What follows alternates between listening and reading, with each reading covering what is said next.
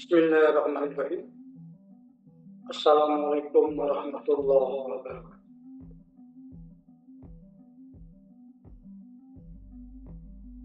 Sahabat kalian, ketemu kembali dalam tema Tuhan demokrasi tanpa batasan.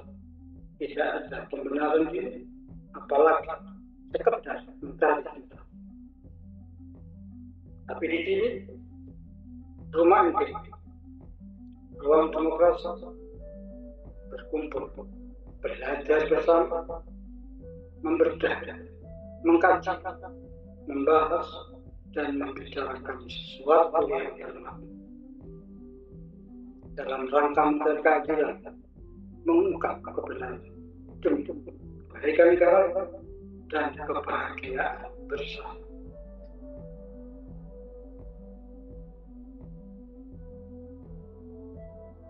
Sahabat NKRI, hari ini, tepatnya kemarin, 14 Maret 2025,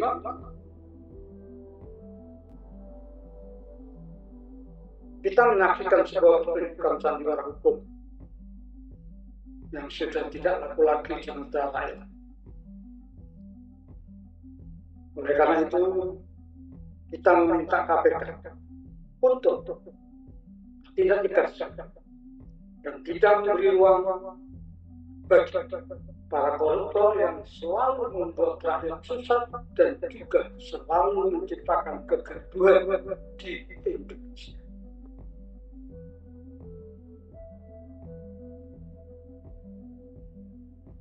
Apa yang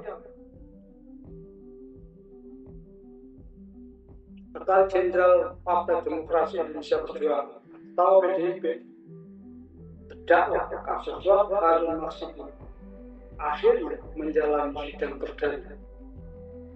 Namun seperti yang kita lihat, ya kembali memainkan narasi seolah-olah dirinya adalah korban kriminalisasi.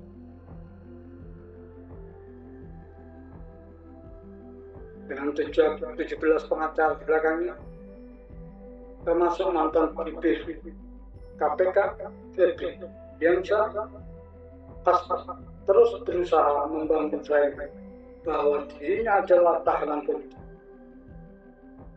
Tapi pertanyaannya, siapa yang masih berjalan? Mungkin hanya partainya sendiri saja. Oleh karena itu, bagi rakyat yang masih mencintai NKRI, kita tidak boleh lengah. Ini bukan hanya tentang asal. Dalam puncak gunung es dari jaringan besar korupsi yang harus dibongkar sampai ke akar.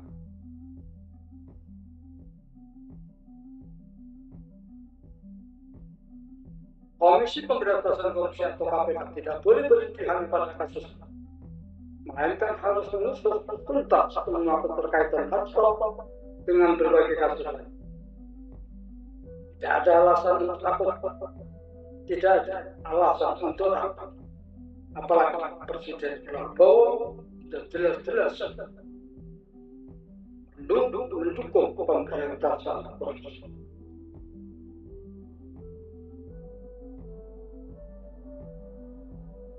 Saudara-saudara, kita tahu bahwa kasus Harun Masiku ini bukan kasus biasa. Ini adalah skandal besar yang melibatkan upaya manipulasi sistem pemilu dengan menyuap komisioner KPK.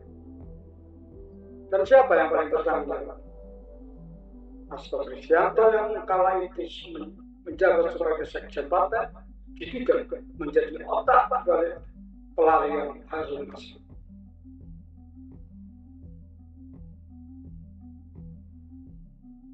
Kita perlu mendukung KPK agar terus menyelidiki siapa saja. Apakah ada aliran dari pihak-pihak lain? Siapa yang menikmati hasil dari permainan yang hanya berbiaya usut semua hingga ke akar. Banyak yang bertanya, apa langkah selanjutnya? Kita tidak boleh memberi ruang bagi tersangka korupsi untuk terus membuat kegaduhan. Hasto harus ditempatkan di penjara dengan pengamanan ketat seperti penjara super maksimum security di Nusa Kambangan. Mengapa? Agar dia tidak bisa memainkan opini publik, tidak bisa mengaruhi proses hukum, dan tidak bisa lagi menggunakan pengaruh politiknya untuk memberi kepentingan. Dalam membuktikan bahwa koruptor seringkali masih bisa mengendalikan jaringan mereka dari dalam penjara biasa. Oleh karena itu, penempatan Hasto di penjara dengan pengamanan ketat adalah langkah yang harus segera diambil.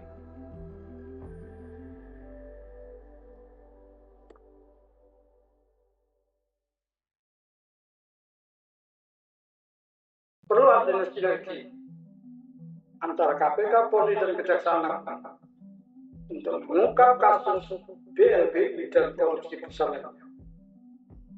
Oleh karena itu, KPK tidak boleh berdiri. Indonesia memiliki banyak kasus korupsi yang hingga kini belum terselesaikan. Salah satunya adalah skandal bantuan likuiditas Bank Indonesia atau BLBI.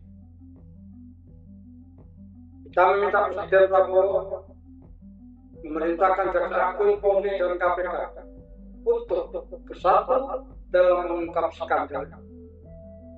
Tidak boleh ada yang terlalu goblok. Tidak boleh ada permainan politik. Apapun yang terlibat harus ditindak tanpa panjang.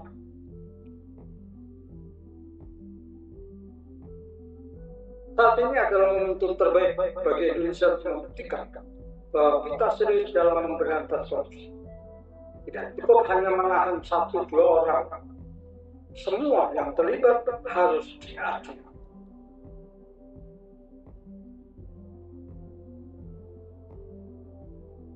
Seperti yang kita ketahui, Presiden Prabowo memiliki rencana yang luar biasa untuk membangun penjara khusus koruptor pulau terpencil yang tidak berpenghuni. Ini adalah solusi terbaik untuk memberikan efek jerah. Koruptor tidak boleh mendapatkan fasilitas mewah di dalam penjara seperti yang sering kita lihat selama. Mereka harus merasakan akibat dari perbuatan mereka yang membuat rakyat semakin sengsara.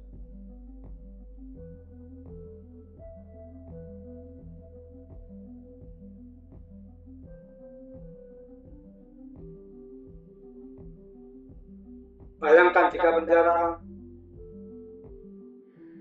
khusus koruptor ini benar-benar dibangun, tidak ada jaringan komunikasi, tidak ada akses keluar, dan tidak ada peluang untuk pembagian pengaruh politik dari balik jenis-jenis ini. Dengan langkah ini, kita bisa mengirimkan pesan yang jelas.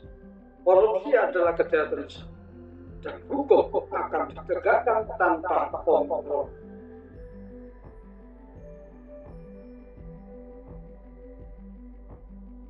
Sahabat keadilan, kita harus berdiri bersama dalam perjuangan. KPK harus terus bergerak maju. Tidak hanya menyelesaikan kasus Hasto, tetapi juga mengusut semua keterkaitan lain.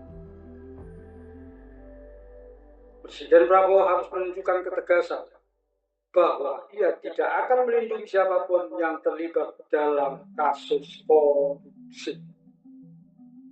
Kita tidak ingin lagi melihat kasus-kasus besar seperti BLBI, Jiwasraya, dan lainnya menguap tanpa kejelasan.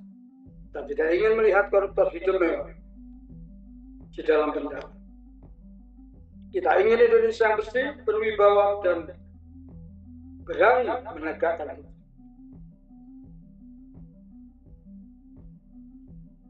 Percuma ditahan di Sukamiskin, harus langsung dibuang di Jakarta. Pernah diberi ruang lagi, gerombolan maling, rampok, garong uang rakyat. Saatnya tindakan nyata yang beri ruang lagi para gerombolan maling uang negara. penjara mereka di tempat yang seharusnya. Dan pastikan mereka merasakan akibat dari perbuatan mereka yang telah menyebabkan kehidupan rakyat semakin sengsara. Presiden Prabowo harus segera memberikan perhatian khusus terhadap kasus, dan sampai para maling rakyat terus berkeliaran dengan bebas. Sahabat, kejahatan yang merugikan rakyat tidak boleh disimpulkan. Mereka telah mencuri dari keringat rakyat. Mereka yang membuat kesejahteraan rakyat tertunda dan kehidupannya jadi sulit. Apakah akan dimaafkan begitu saja? Jika hukuman mati tidak diterapkan dan hak gerombolan rampok uang negara bisa dilakukan. Namun,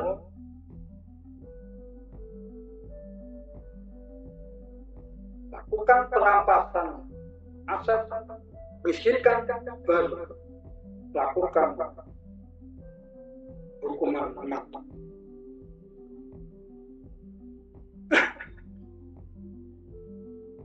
Oleh karena itu, sahabat NKRI, jangan diam. Ayo, bantu Presiden Prabowo melawan korupsi, membangun. Berikan dukungan dan doa. Suarakan kebenaran agar Presiden Prabowo memberikan perhatian khusus, berikan pengawalan dan perlindungan khusus kepada petugas Kejaksaan Agung, Polri, dan KPK, serta keluarga, agar merasa aman dan tidak ragu-ragu lagi untuk memberikan tindakan tegas dengan hukuman mati para maling uang rakyat. Sahabat, kira sampai di sini yang bisa saya sampaikan. Jangan lupa untuk tetap mengikuti perkembangan berita di channel MDI. Subscribe, like, dan share agar MDI bisa memberikan info terbaru. Bila ada koreksi, saran, dan masukan, tulis di kolom komentar agar tayangan-tayangan MDI semakin baik di hari-hari selanjutnya. Jaga ruang demokrasi agar demokrasi tetap hidup dan selalu jadi milik kita bersama selamanya. Salam perjuangan, merdeka, merdeka, merdeka, salam. Wabillahi taufiq wal hidayah. Wassalamualaikum warahmatullahi wabarakatuh.